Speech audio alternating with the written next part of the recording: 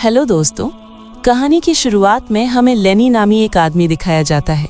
रात काफी गहरी हो चुकी है, लेकिन अचानक लेनी को ऐसा लगता है कि आसमान से कुछ जमीन की तरफ गिरा है और एक धमाका होता है। वहाँ एक गड्ढा बन जाता है। लेनी देखने के लिए जाता है कि आखिर वहाँ क्या है, और तब लेनी को एक अंडा नजर आता है। लेनी ने आज तक अपनी जिंदगी में ऐसा अंडा कभी नहीं देखा था, तो वो उस अंडे की तस्वीर खींचता है। लेकिन इससे पहले कि वो वहाँ से जा पाता, उसे एहसास होता है कि वहाँ एक साया है। लेनी डर के मारे वहाँ से भागने की कोशिश करता है, लेकिन अब बहुत देर हो चुकी है। वो साया लेनी के करीब आता है और लेनी को मार देता है। ये साया कौन था, किसी को कुछ मालूम नहीं। इसी रेगिस्तान की थोड़ी दूर एक समर कैंप था, जिसे क्लेयर और बर्ट नामी दो पार्टनर चलाते थे। जहाँ एक तरफ क्लेयर ट्रेनर थी, वहीं दूसरी तरफ बर्ट पहले एक मशहूर फाइटर था, लेकिन एक मैच के दौरान उसने एक आदमी को मार दिया था, और तब से अब तक बर्ट ने कोई फाइट नहीं की। इसलिए वो इस कैंप में काम करता है। ये कैंप रेगिस्तान के बीचों बीच इसलिए बनाया गया था कि इस कैंप में लोग अपने बच्चों को संवारने के लिए भेजते थे। उनकी बुरी आदतें, उनका गुस्सा, उनकी सोशल मीडिया की आदत, सब कुछ खत्म करने के लिए लोग उन्हें यहाँ भेजते थे। लेकिन आज बर्ट क्लेयर को बता रहा है कि अभी थोड़ी देर में जो लोग यहाँ आने वाले हैं, हम उन्हें वापस भेज देंगे, क्योंकि इस हफ्ते हम किसी को भी इस कैंप में एडमिशन नहीं दे सकते, क्योंकि हमारा गाइड यहाँ से बाहर गया हुआ है।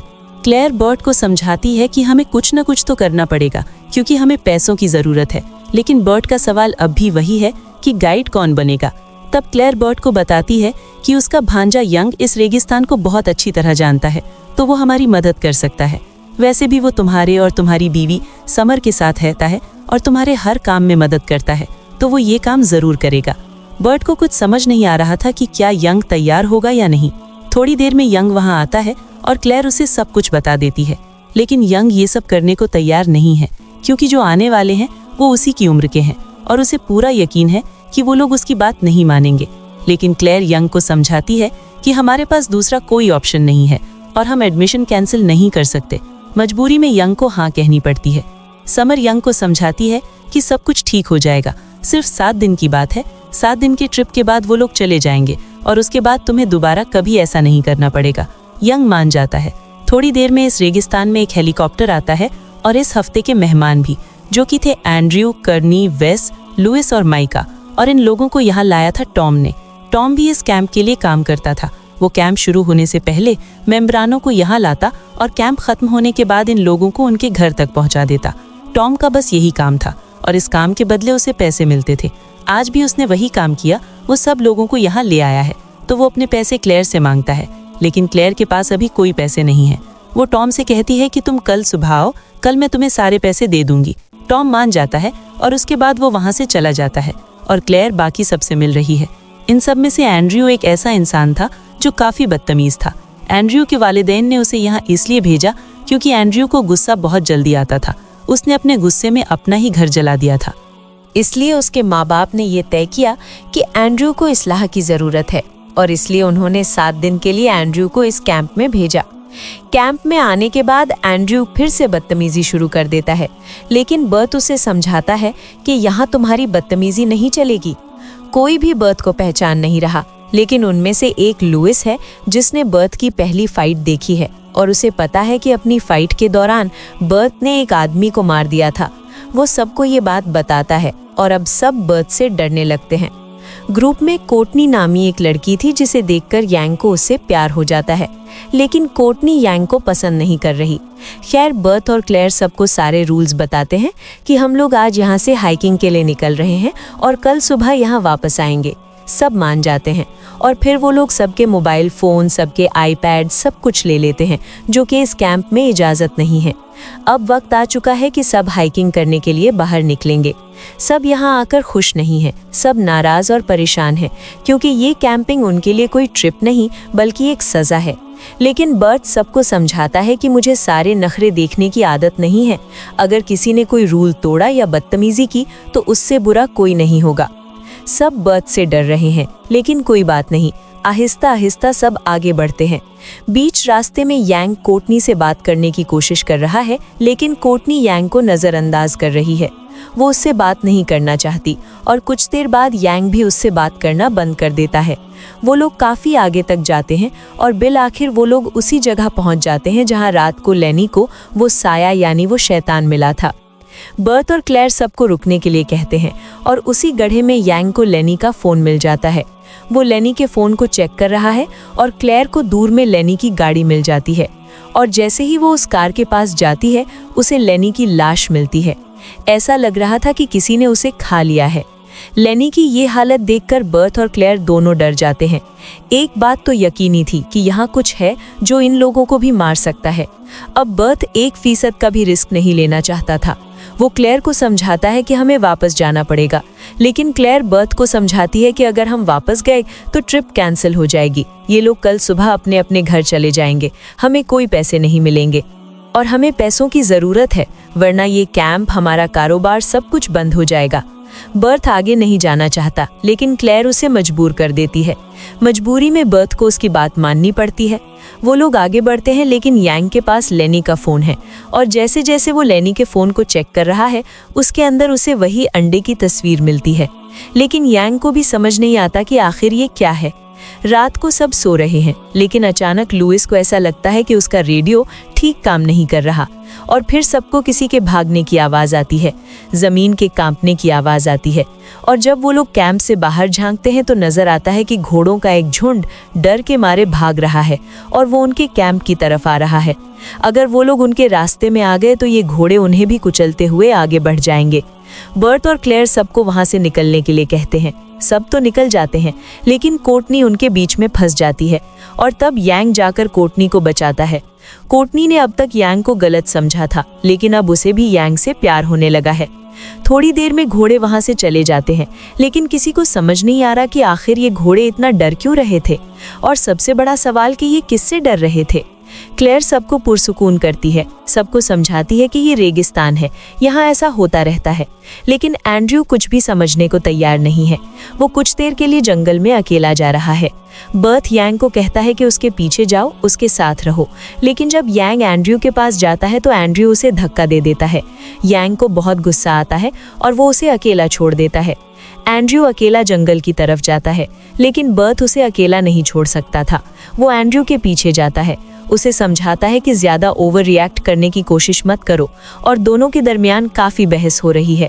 लेकिन अचानक बर्थ को एहसास होता है कि वहाँ कोई है। एंड्रयू को अब भी लग रहा है कि शायद बर्थ उसे डराने की कोशिश कर रहा है, लेकिन बिल आखिर एंड्रयू के सामने वही शैतान आ जाता है जो आसमान से आया था, यानी दूसरे सैयारे से, और वो शैतान एंड्रयू पर हमला कर देता है। बर्थ एंड्रयू को बचाने की कोशिश करता है। एंड्रयू तो बच जाता है, लेकिन उसके बाद वो शैतान बर्थ पर हमला कर देता है और एंड्रयू के सामने बर्थ को तड़पाना शुरू कर देता है। एंड्रयू चीखता है और उसकी चीख की आवाज़ सुनकर यंग उस तक भागकर पहुंचता है। एंड्रयू अब तक शॉक में है, लेकिन यंग उस एलियन को देख लेता है। लेकिन इससे पहले कि वो अपने अंकल को बचा पाता, वो मॉन्स्टर, वो शैतान बर्थ को मारकर वहां से चला जाता है। अब यंग और एंड्रयू ने उस शैतान को अपनी आंखों से देख लिया था। एंड्रयू वापस जाकर सबको सब कुछ बता देता है और अब सब डर चुके हैं। क्लेयर को भी अपनी गलती का एहसास होता है कि उसकी वजह से उसका दोस्त मारा गया। अगर वो लेनी की लाश देखकर वहीं से लौट जाती तो आज बर्थ जिंदा होता, लेकिन अब बहुत देर हो चुकी है और अब यंग उन सब का लीडर बनता है। वो सबको कहता है कि हम यहाँ रुक नहीं सकते क्योंकि शायद वो शैतान यहाँ वापस आए। सब यंग की बात मानते हैं और फिर वो लोग वहाँ से चलना शुरू करते हैं। चलते चलते काफी देर हो जाती है, सुबह के 3 बज जाते हैं और उन्हें अब आराम भी करना है। उन्हें एक गार नजर आती है। सब बहुत थक चुके हैं तो वो सब आराम करने के लिए उस गार के अंदर जाते हैं। गार में बहुत अंधेरा है और यंग रेडियो के जरिए किसी से राब्ता करने की कोशिश कर रहा है, लेकिन थोड़ी देर बाद रेडियो काम करना बंद कर देता है और तब करनी कहती है कि यहाँ कुछ है। और जब वो लोग देखते हैं कि यहाँ क्या है तो उन्हें नजर आते हैं एक नहीं बल्कि हजारों अंडे, और ये कोई आम अंडे नहीं बल्कि उसी शैतान के अंडे हैं। यानी ये सब भागकर उसी शैतान की गार में आ गए थे और अब शैतान भी वहां आ जाता है। इस मॉन्स्टर को देखकर सब भागते हैं। सब तो भाग जाते हैं, लेकिन वेस वहां से भाग नहीं पाता और यंग के सामने वो शैतान वेस को खींचता हुआ गार के अंदर ले जाता है। यंग उसे बचाने के लिए अंदर जाता है, लेकिन कुटनी उसे समझाती है कि हम इसे नहीं बचा सकते। बिल आखिर वो सब वहां से बाहर निकलते हैं। अब उन्हें जल्द से जल्द इस गार से बाहर जाना था। वो लोग वहां से भागते हैं। चलते चलते सुबह हो जाती है और बिलाखिर वो लोग वहीं पहुंच जाते हैं, यानी लेनी की कार के पास। और तब यंग को सब कुछ पता चल जाता है कि क्लेयर और बर्थ को पहले ही लेनी की कार नजर आ चुकी थी और उसे ये भी समझ आ जाता है कि क्लेयर ने बर्थ को मजबूर किया था कि ट्रिप जारी रखें। यंग को क्लेयर पर बहुत गुस्सा आ रहा है, लेकिन अभी वक्त कुछ कहने का नहीं है। वो लोग वहां से लौटते हैं और बेलाखिर वो लोग बेस कैंप पहुंच जाते हैं। अब उन्हें लग रहा था कि शायद वो शैतान यहाँ तक नहीं आएगा, लेकिन अब वो क्या करेंगे। क्लेयर सबको बताती है कि हमें किसी तरह सिर्फ आज की रात यहाँ गुजारनी है, कल ही हेलीकॉप्टर फिर आ जाएगा और उसके बाद हम यहाँ से चले जाएंगे। सब मान जाते हैं। सबको लगता है कि शायद हम बच जाएंगे, लेकिन तब मीका सबको बताती है कि उसका मोबाइल फोन काम नहीं कर रहा और सब समझ जाते हैं कि ये उस मॉन्स्टर के आने की निशानी है कि सारी इलेक्ट्रॉनिक चीजें काम करना बंद कर देती हैं। अब सब एक कमरे की तरफ भागते हैं। सब तो कमरे में बंद हो जाते हैं और वो मॉन्स्टर भी वहां आ चुका है। लेकिन तब यंग का ध्यान क्लेयर और मीका पर जाता है। वो दोनों कहाँ हैं? तब वो देखता है कि वो दोनों एक कैबिन में हैं और मॉन्स्टर उन तक पहुंचने वाला है। वो उस कमरे का दरवाजा खोलने की कोशिश करता है, लेकिन एंड्रयू लुइस को मना कर रहा है कि मैं दरवाजा नहीं खोलूंगा, जो बाहर है उसे मरने दो, मैं अपनी जान खतरे में नहीं डालूंगा। और वहां दूसरी तरफ वो शैतान कुटनी और क्लेयर तक पहुंच जाता है। कुटनी और क्लेयर उससे बचकर दरवाजे तक पहुंचते हैं और वहां अंदर एंड्रयू दरवाजा खोलने को तैयार ही नहीं है। तब यंग एंड्रयू को बेहोश कर देता है और उन दोनों को अंदर बुलाता है, लेकिन अब बहुत देर हो चुकी है। मीका तो अंदर आ जाती है, लेकिन क्लेयर के अंदर आते आते वो मॉन्स्टर क्लेयर पर हमला कर देता है और क्लेयर भी इस दुनिया को छोड़कर चली जाती है। सबको एंड्रयू पर बहुत गुस्सा आ रहा है, क्योंकि अगर एंड्रयू ने ताखीर न की होती तो क्लेयर आज जिंदा होती। लेकिन एंड्रयू को इन बातों से कोई फर्क नहीं पड़ा।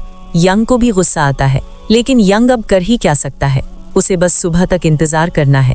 सुबह टॉम हेलीकॉप्टर लेकर आएगा और वो लोग यहाँ से निकल जाएंगे। जैसे तैसे सुबह गुजरती है और अब रात आ चुकी है। रात में यंग कुटनी को समझा रहा है कि गन कैसे चलाई जाती है, ताकि जरूरत पड़े तो कुटनी ये कर सके। वो उसे सब कुछ सिखा देता है और अगली सुबह बिलाखिर टॉम हेलीकॉप्टर के साथ वहां आ जाता है और यंग टॉम को सब कुछ बता देता है।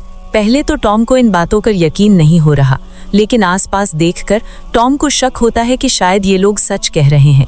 अब वो भी रिस्क नहीं लेना चाहता। अब वो सबको लेकर यहाँ से बाहर जा रहा है, लेकिन अब देर हो चुकी है। वो मॉन्स्टर वहां आ जाता है और वो इनके हेलीकॉप्टर को तोड़ना शुरू कर देता है। सब तो हेलीकॉप्टर से कूद जाते हैं, लेकिन माइका और टॉम ऐसा नहीं कर पाते। उस मॉन्स्टर के साथ इनका हेलीकॉप्टर भी तबाह हो जाता है। अब बचे हैं सिर्फ 4 लोग, यंग, लुइस, कोटनी और एंड्रयू। अब यंग सबको लेकर अपने अंकल के घर जा रहा है, जो कैंप से ज्यादा दूर नहीं है। एंड्रयू बहुत थक चुका है, लेकिन यंग उसे समझाता है कि हमें चलना ही पड़ेगा। दोनों के दरमियान काफी बहस होती है, लेकिन बिल आखिर एंड्रयू चलने को मान जाता है। काफी देर चलने के बाद वो लोग बर्थ की बीवी समर के घर पहुंचते हैं और यंग समर को सब कुछ बता देता है। समर पुलिस और एम्बुलेंस को कॉल कर देती है, लेकिन यंग उसे समझाता है कि हमें यहाँ से बाहर निकलना पड़ेगा। लेकिन इससे पहले कि वो लोग समर की कार इस्तेमाल कर पाए, एंड्रयू पहले समर की कार लेकर वहां से भाग रहा है। यंग उसे रोकने की कोशिश करता है और उसी वक्त वो मॉन्स्टर वहां आ जाता है। वो पहले एंड्रयू को मारता है और यंग बेहोश हो जाता है और उसके बाद वो मॉन्स्टर कोटनी को लेकर वहां से चला जाता है। थोड़ी देर बाद यंग को होश आता है, लेकिन अब कोटनी वहां नहीं है। यंग कोटनी से बहुत प्यार करने लगा था। वो ये फैसला करता है कि वो उसकी गार में जाएगा और कोटनी को बचाएगा। लेकिन जाते जाते यंग लुइस को समझाता है कि उस मॉन्स्टर के लिए एक ट्रैप बनाकर रखो। लुइस इस ग्रुप में बहुत ही ज़हीन था और उसके माँ बाप ने उसे यहाँ इसलिए भेजा क्योंकि उसने नासा को हैक कर लिया था। वो एक बहुत बड़ा हैकर था। लुइस भी ये करने को मान जाता है और यंग वहाँ से चला जाता है। बिल आखिर वो उसकी गार पहुंचता है, जहां वो देखता है कि मॉन्स्टर बस कोटनी को मारने ही वाला है। वो कोटनी को बचाता है और मॉन्स्टर के सारे अंडों में तबाही मचा देता है। अब मॉन्स्टर के सारे अंडे खत्म हो चुके हैं और अब उसे गुस्सा आ रहा है। वो यंग के पीछे आता है। यंग भी तो यही चाहता था। बिल आखिर वो अपने घर पहुंचता है और लुइस यंग को बताता है कि उसने सारे इंतजाम कर लिए हैं। उसने यहाँ एक तार बिछाई है जिस पर 2000 वोल्ट का करंट दौड़ रहा है। अगर ये मॉन्स्टर इस करंट से भी न मरा तो हमने एक धमाके का इंतजाम किया है। बस मॉन्स्टर को वहां तक धकेलना पड़ेगा। यंग समझ जाता है कि उसे क्या करना है। थोड़ी देर में वो मॉन्स्टर वहां आता है। वो लुइस पर हमला करता है, लेकिन यंग उसे अपने पीछे भगाता है और उसे इस तार से सटा देता है। लेकिन मॉन्स्टर इस तार से भी नहीं मरता। इससे पहले वो मॉन्स्टर यंग को मार देता है। अब समर को अपने शौहर का बदला लेना था और वो उस मॉन्स्टर को लेकर उस धमाके में चली जाती है। मॉन्स्टर के साथ साथ समर भी मर जाती है और अब बचे हैं सिर्फ 3, यंग, कोर्टनी और लुइस। और थोड़ी देर में वहाँ पुलिस और एम्बुलेंस सब आ जाते हैं और यही कहानी खत्म होती है। आप लोग भी कमेंट में ज़रूर बताइएगा कि अगर आप लोगों को ऐसा मॉन्स्टर मिला तो आप लोग क्या करेंगे। तब तक के लिए thank you and good bye.